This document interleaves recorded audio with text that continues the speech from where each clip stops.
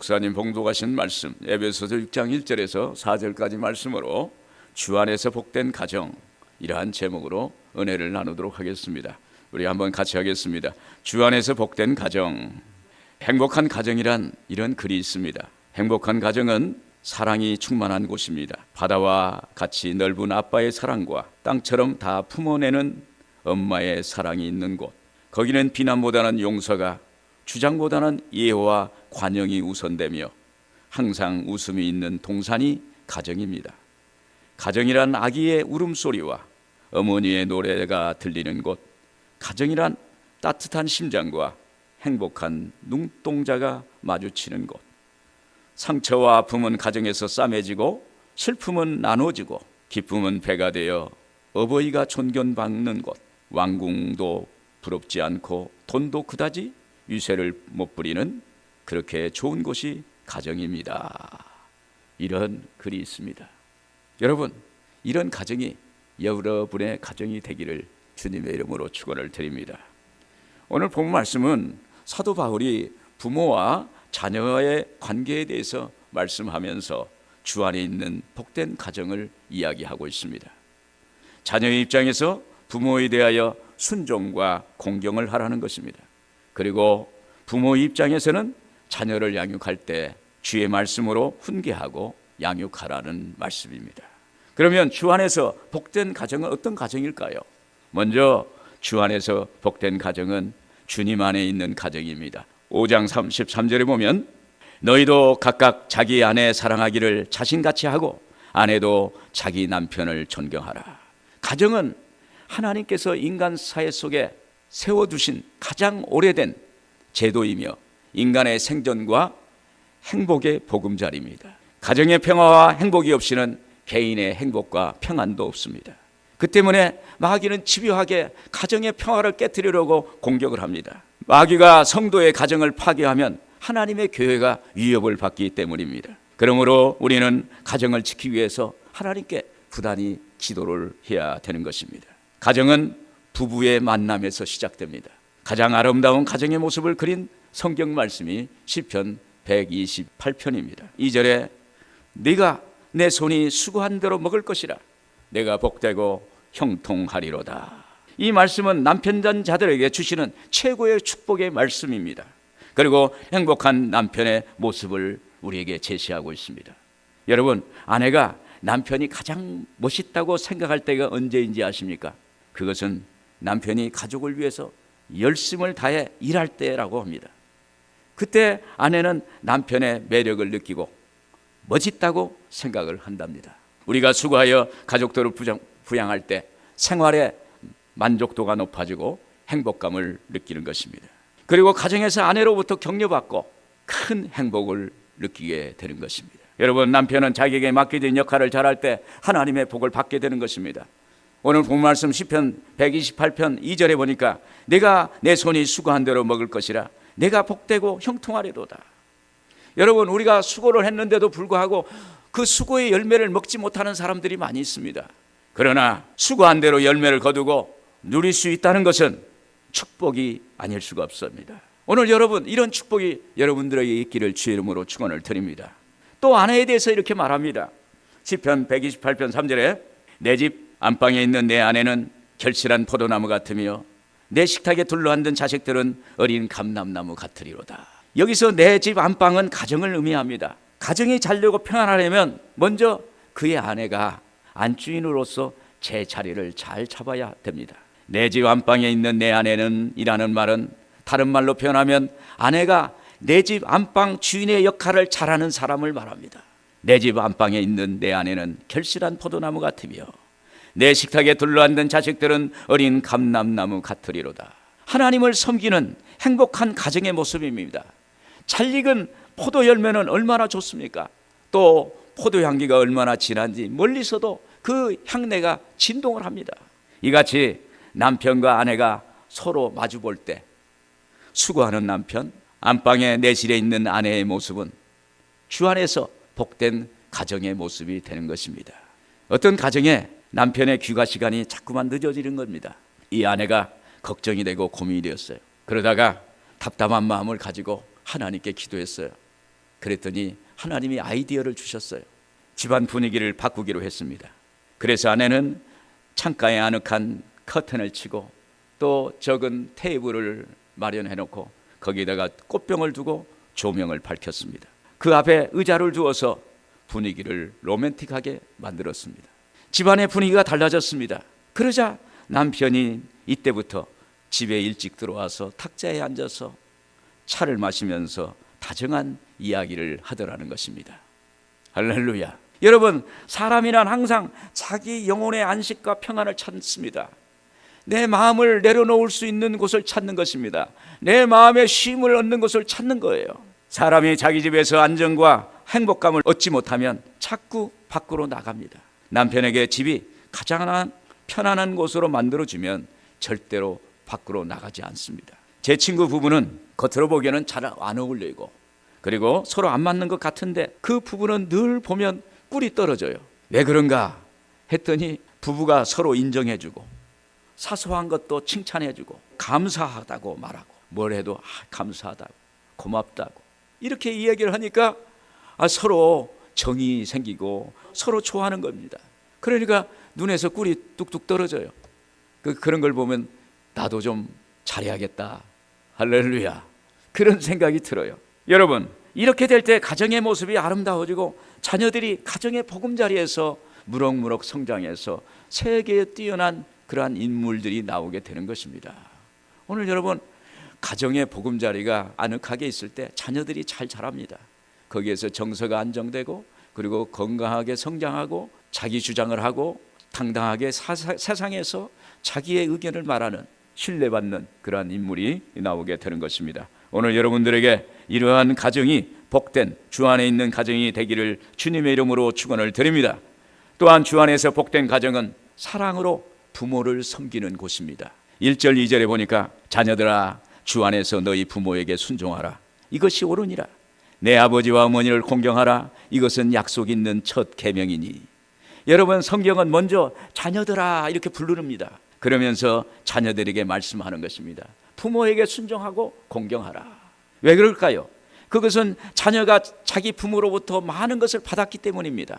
부모를 통해서 이 세상에 왔고 부모의 품에서 자라고 양육되었습니다. 자녀들은 부모의 영향을 많이 받고 삽니다. 그래서 부모로부터 좋은 것을 받으려면 자녀는 부모에게 순종하고 부모를 공격하는 사람이 되면 좋은 것입니다. 자녀는 부모의 권위 아래에 있습니다.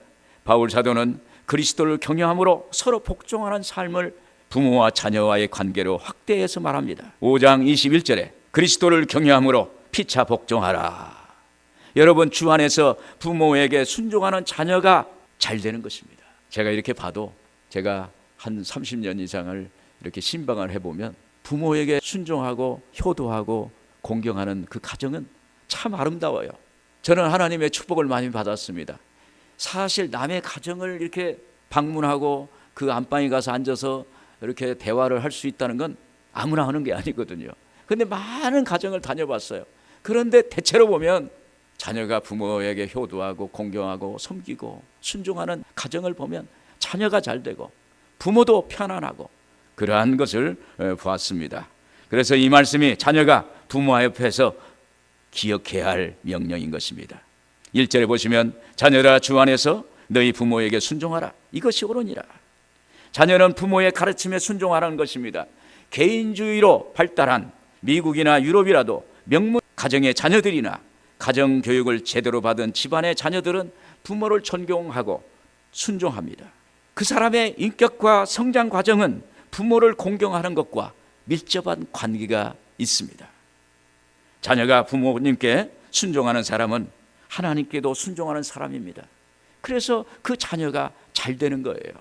사람들은 자신의 불행한 원인을 없는 것, 결핍에서 찾으려 합니다. 그러나 행복은 소유나 지위에 있지 않습니다. 관계에 있다고 말합니다. 그래서 하나님은 우리에게 10계명을 주셨어요. 그 10계명 중에서 1계명에서 4계명은 하나님과의 관계를 잘 맺고 잘 해라는 것입니다. 그리고 5계명에서 10계명은 인간관계를 잘 지키면 복을 받는다고 말씀하고 있습니다. 10계명의 제5계명인 신명기 5장 16절에 보면 나는 내 하나님 야훼께서 명령한 대로 내 부모를 공경하라. 그리하면 내 하나님 야훼가 내게 준 땅에서 내 생명이 길고 복을 누리리라. 부모 자식 간의 관계를 잘 맺으면 하나님이 복을 주시겠다고 약속하십니다. 오늘 여러분, 부모 자식 간의 관계를 잘 갖기를 바랍니다. 서로가 지킬 걸 지키고, 또 자식은 또 부모를 잘 공경하고 섬기고 순종하면 하나님이, 여러분, 하나님의 복은 우리의 눈에 보이는 복이 아니라 보이지 않는 복인데, 어느 날 그 복을 받아서 현실적으로 그 복이 드러나는 거예요. 그래서 잘 됐다, 야 성공했다, 야 그 집안 하나님의 복을 받았구나, 이렇게 이야기를 하는 것을 볼 수가 있는 것입니다. 또한 바울은 부모 공경이 약속 있는 첫 계명이라고 말합니다. 2절 3절에 내 아버지와 어머니를 공경하라. 이것은 약속 있는 첫 계명이니 이로써 내가 잘되고 땅에서 장수하리라. 자녀는 부모를 존중해야 합니다. 부모에 대한 자녀의 순종과 공경은 너무나 귀하기 때문에 내가 잘되고 땅에서 장수하리라고 하는 약속이 주어졌어요. 여러분, 우리가 잘되고 싶잖아요. 요즘 100세까지 살아야 되잖아요. 그렇게 하기 위해서는 하나님, 우리 부모님을 잘 섬기면 하나님이 복을 주신다는 거예요. 오늘 성경의 약속의 말씀은 변함이 없고 거짓이 없고 신실한 약속의 말씀인 줄로 믿습니다. 예전에 효자 집안에서 효자가 나온다는 말이 있습니다. 이 말은 오랫동안 임상 경험을 통해서 나온 말씀이에요. 아이들이 어려서부터 부모가 할아버지나 할머니에게 하는 것을 보면서 자랍니다. 부모가 할아버지 할머니에게 효도하는 걸 보고 자녀도 자기 자신에게 효도하게 돼요. 그러나 부모에게 불순종하고 공경하지 않는 사람은 자식이 꼭 그걸 보고 불효하는 것을 우리가 많이 보게 됩니다. 오늘 여러분, 본대로 자녀들은 가정에서 부모가 한 것을 보게 됩니다. 어깨너머로 봐요. 뭘 가르쳤다고 해서 가르치는 게 아니에요. 부모의 모습을 통해서, 심성을 통해서 마음가짐, 행동거지를 이렇게 보고 배우는 거예요. 그래서 우리는 가정에서 부모에게 효도하는 모습을 보여야 되는 것입니다. 어떤 가정의 이야기입니다. 아들이 나쁜 짓을 저질렀어요. 아버지는 말없이 아들을 데리고 안방으로 데리고 가서 준비된 회초리로 아버지 자신이 종아리를 걷어 올리고 자기 종아리를 때리는 거예요.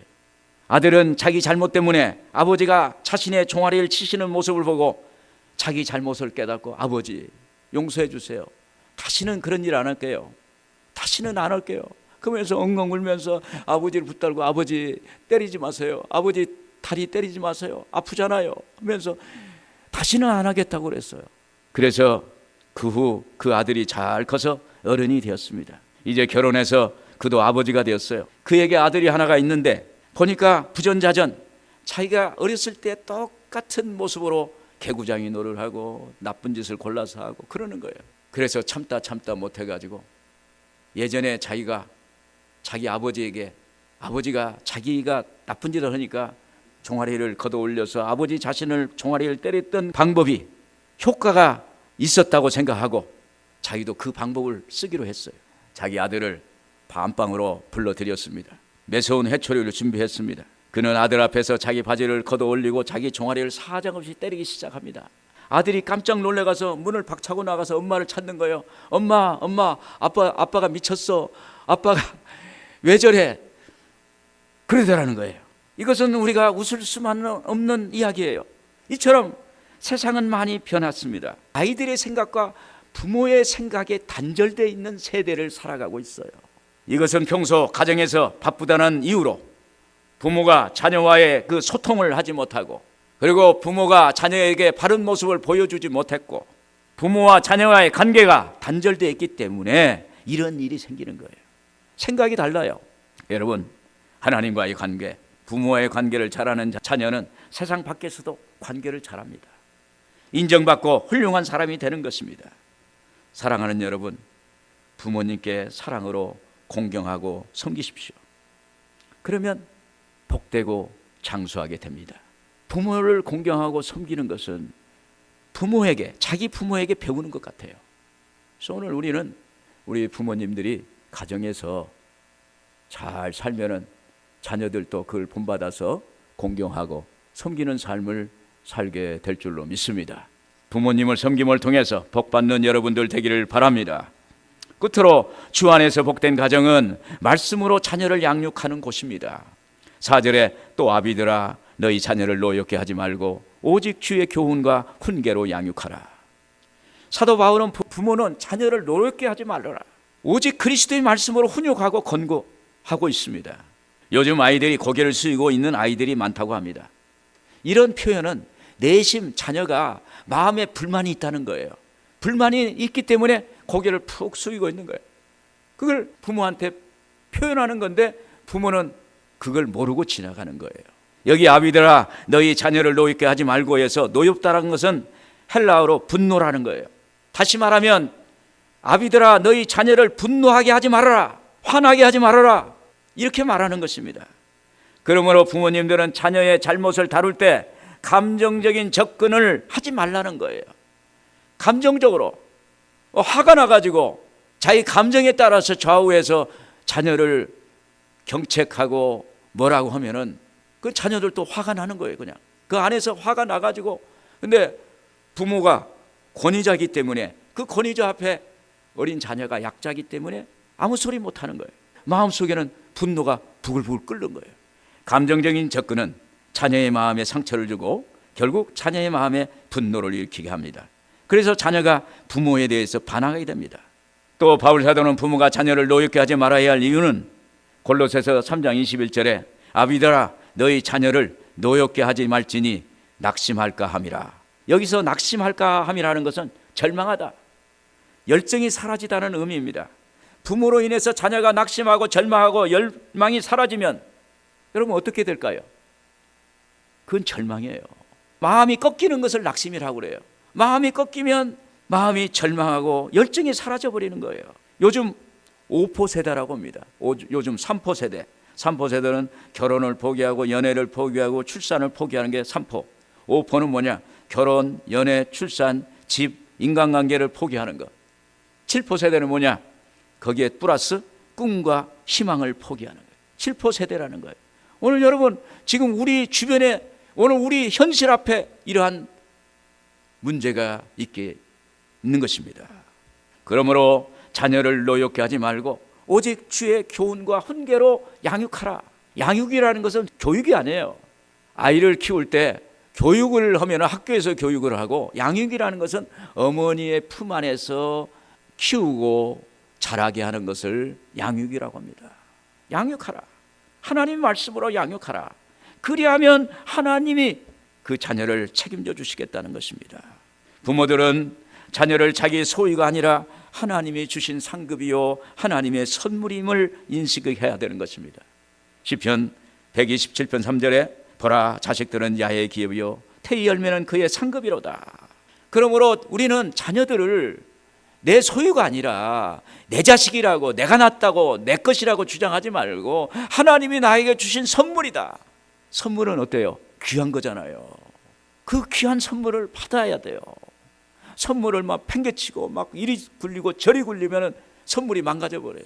그러면 하나님이 보시기에 내가 너에게 선물 줬는데 야 섭섭하다, 하나님 복이 안 오는 거예요. 그러나 하나님이 주신 선물을 잘 이렇게 감사하게 생각하고 그렇게 키우면 잘 돼요. 저희 고모님이, 저희 사촌을 고모님이 아이고 내 새끼, 아이고 내 새끼 항상 그래요. 서울서 내려오면 우리 내 새끼 왔네, 우리 내 새끼 왔네. 또 조카인 제가 또 그 집에 가면 저를 보고 아이고 내 새끼, 자기 새끼도 아닌데 나보고 내 새끼 내 새끼 하면서 막 없는 거 있는 거, 저를 어렸을 때는 저 목욕까지 시켜주더라. 그래서 고모님이 자녀를 아끼고 사랑하는 그 모습이 지금도 눈에 서는데 그 자녀가 잘 됐어요. 교육부에 국장도 했어요. 우리나라 저 말단 구급 공무원에서 아이고 내 새끼 내 새끼 하니까 그 아들의 마음속에 자아 정체성이 잘 이렇게 세워지고 그리고 자존감이 생기고 그러다 보니까 서울의 중앙부처의 국장이 됐어요. 놀라지도 않았어요? 할렐루야. 그렇게 됐어요. 그러니까 부모가 자녀를 아끼고 선물처럼 애지중지할 때 하나님의 복이 임하는 거예요. 박찬석 경북대 총장님 어릴 때 이야기입니다. 이 총장님 아버지는 경남 시골에서 가정형편도 안 되고 머리도 안 되는데 아들 하나라 대구로 유학을 보냈어요. 대구 중학교를 다녔는데 공부하기 싫었어요. 그 결과 1학년 성적표가 나왔는데 68명 중에 68등, 꼴찌를 했어요. 어린 마음에도 농부인 아버지를 생각하면 성적표를 내밀 자신이 없었어요. 끼니를 잊지 못하는 소장농을 하면서도 아들을 중학교에 꼭 보낼 생각으로 아들을 대구까지 유학시킨 걸 생각하면 그냥 있을 수가 없었어요. 그래서 한 것이 성적표를 잉크로 지워가지고 위조를 했어요. 성적표에 68명의 1등 꼴찌가 1등으로 만들어 놓은 거예요. 성적표를 아버지께 드렸어요. 근데 아버지는 그걸 알아차리지 못했어요. 근데 이제 그 동네, 조그마한 동네니까 그 동네 마을에서 찬서이가 대구에 유학 갔다가 왔는데 한번 보자 해서 다 그 집을 왔어요. 그러면서 그 동네 어른들이 이 자네 아들은 잘 될 거야 이렇게 덕담을 했어요. 그러니까 아버지가 앞으로 봐야지 이번에는 1등은 했는가 배. 아버지는 자기 아들이 1등 했다고 자랑을 했어요. 당시 아버지는 처가살이를 했는데 가장 가난한 살림이었다고 합니다. 이튿날 찬석이라는 소년이 강에서 멱을 감고 오니까 아버지가 한 마리뿐인 돼지를 잡아서 동네 사람들 모여놓고 잔치를 하는 거예요. 자기 집에 재산 1호인데 그 하나밖에 없는 돼지를 갖다가 잡아가지고 잔치를 벌이고 있으니까 기가 막힌 일이 벌어진 거예요. 그래서 아버지 불렀는데 다음 말 할 수가 없어요. 그래서 문 밖으로 뛰어나가가지고 얼마나 뛰어나갔는지. 그러다가 엉엉 울고 해가 질 적에 집에 돌아왔습니다. 이러한 충격적인 사건 이후에 박 총장은 달라졌다고 합니다. 그로부터 17년 후 대학 교수가 되었고 자기 아들이 중학교에 입학했을 때 그 전 일을 아버지께 사과하려고 아버지를 찾아왔어요. 아버지한테는 이야기를 못하니까 어머니 저 중학교 1학년 때 1등은요 하고 시작하려는데 아버지가 옆에서 알고 있었다. 그만해라. 민우 손자가 듣는다. 아버지의 지혜와 배려로 이젠 아들이 교수가 되었고 경북대 국립대 총장이 되었어요. 그리고 믿음의 훌륭한 사람이 되었다고 말합니다. 할렐루야. 여러분 그때 공부 못했다고 감정적으로 아들을 대했다면 어땠을까요? 아마 아들이 상처를 입고 그만 절망하고 그냥 끝났을 것입니다. 그러나 아버지의 지혜로 아들을 살리고 성공하게 할 수가 있었던 것입니다. 여러분 자녀가 잘못할 수도 있어요. 어리니까 생각이 짧아요. 또 어리니까 또 행동도 잘못할 수 있어요. 그것을 받아들이고 감정적으로 대하지 말고 그 아이를 품고 선물처럼 야 그래도 머리를 쓰다주면서 참 잘했다 이렇게 할 때 그 아이가 정서가 안정이 되고 그 부모의 마음을 나중에 깨닫고 야 내가 이래서는 안 되겠구나. 어려울 때 부모를 생각하는 거예요. 아플 때 부모를 생각하는 거예요. 고난 받을 때 부모를 생각합니다. 그래서 다시 일어나는 거예요. 그래서 믿음의 가정의 자녀 부모가 중요하다는 것입니다. 오늘 여러분 믿는 가정의 부모가 얼마나 중요한지 오늘 우리 가정을 살리고 앞으로 다가올 미래의 세대를 살리고 민족의 장래를 살릴 수 있는 것이 바로 믿음의 부모입니다. 할렐루야. 그래서 자녀를 하나님의 말씀으로 훈계하고 양육하고 키우면 그 자녀가 훌륭한 사람이 돼요. 남을 존중할 줄 알고 남을 배려할 줄 알고 남을 인정해 줄 줄 알고 남의 마음을 헤아릴 줄 아는 사람, 그런 사람이 리더가 되는 거거든요. 리더라는 것은 막 우격다짐으로 올라가서 막 리더가 되는 게 아니에요. 사람들의 마음을 사는 거예요. 사람들의 마음을 품어주고 아껴주고 세워주고 그래서 리더가 되는 것입니다. 이렇게 존중과 배려를 해줄 때 부모와 자녀가 하나로 결속되고 그래서 하나님의 복된 가정이 되는 것입니다. 결론적으로 주 안에서 복된 가정은 건강한 복된 가정엔 부모의 사랑, 가정의 부부의 사랑과 그 배려가 있는 거예요. 가정은 부부 중심이에요. 1차 부부예요. 부부가 사랑해야 돼요. 부부가 서로 화목해야 돼요. 그것이 자녀에게 그대로 이어지는 거예요. 그리고 자녀가 부모에게 효도하고 섬기고 공경하는 가정이 잘 되는 것입니다. 또 부모가 자녀에게 분노하지 않도록 잘 이렇게 양육해서 훌륭한 자녀로 키우는 오늘 여러분들 되기를 주의 이름으로 축원을 드립니다.